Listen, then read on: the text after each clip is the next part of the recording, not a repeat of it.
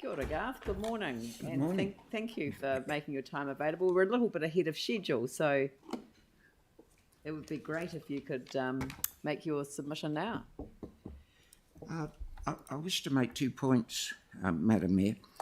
Firstly, I believe that I used the term pocket borough in reference to Banks Peninsula, and I do so because I believe it's an area that is overrepresented in this body. Now, this is effectively the Parliament of Christchurch.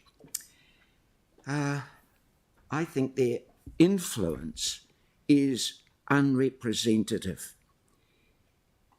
I do so because, for example, the ward in which I live has 3 times the population, yet it has only the same number of members in this Parliament as Banks Peninsula does.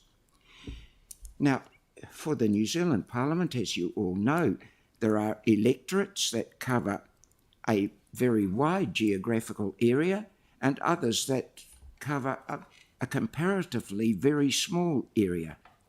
But it's a feature of democracy that electorates, or in this case, councillors, represent approximately the same number of people.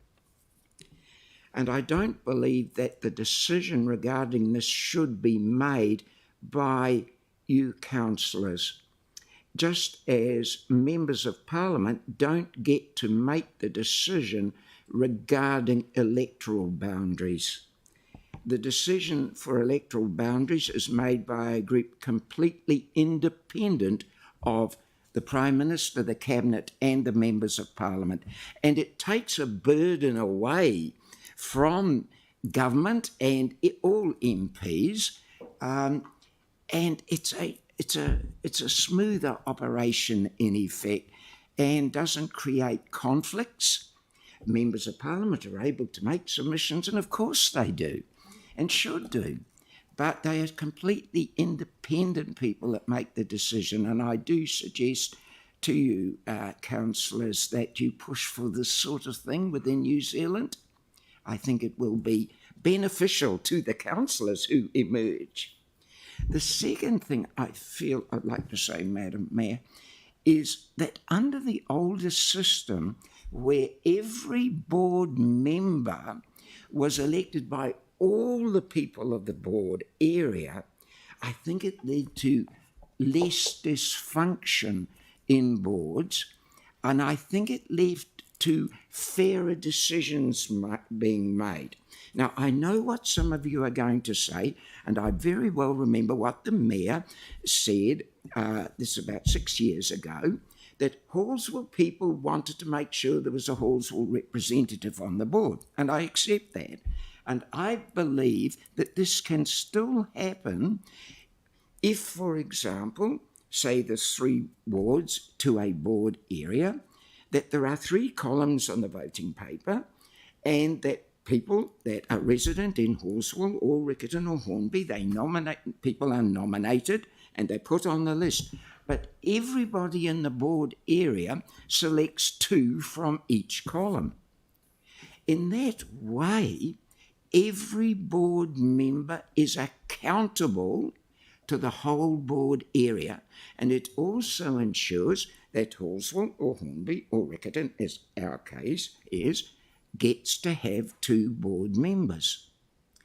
I think the idea of accountability is extremely important, because when there isn't accountability, when board members are only answerable to, say, 1/3 or even less than 1/3 of the total population, you end up with a situation where 2 board areas, especially if political groupings are involved, can actually prevent anything worthwhile happening in a 3rd area.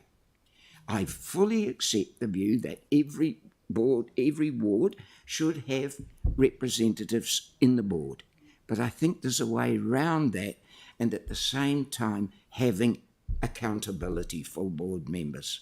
Yeah, those are the 2 points I'd like to make, Madam Mayor. Look, thank you very much for your submission. 17 seconds. All right, Sarah. So just to clarify, you think that the community board members that are elected in a ward do good representation for that local community, but you would rather the councillors were accountable to a broader section for better decision making? Look, I'm going to be realistic and accept that the view predominantly is that different areas have their own councillor. Yeah, I accept that. And I don't think there's a mood to go back to the system that used to be here where all councillors were elected by the whole of Christchurch, because the view was, I think, that some areas missed out on having a council representative, and the areas that missed out were, to be a bit blunt, lower socio-economic areas. So I accept that. But I think that in the case of a board area, such as ours, Hallsville, Hornby, Riccarton Community Board, if all the board members were elected by the whole population, but there was a guarantee that there would be 2 from Hallsville, 2 from Hornby, 2 from Riccarton, then that would be a good idea for accountability. And it meant that the Riccarton board members had to actually deal and be empathetic to the needs of Hallsville and Hornby, you see, in order to get elected again. Yeah, that's the point I'm trying to make. Yeah. Thank you. Well, thank you very much for your submission. Good food for thought there. And the independence comes after our consideration of the process through the consideration of the Local Government Commission. So they get to review the decision based on appeals.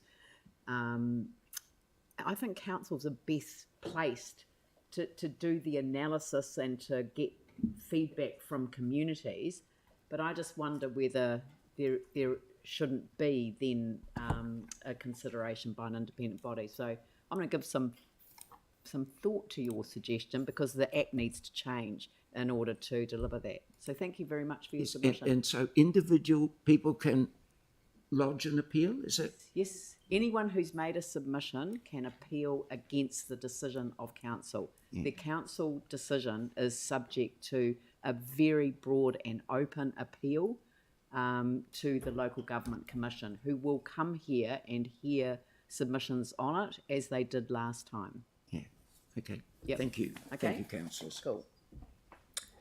Aaron Campbell.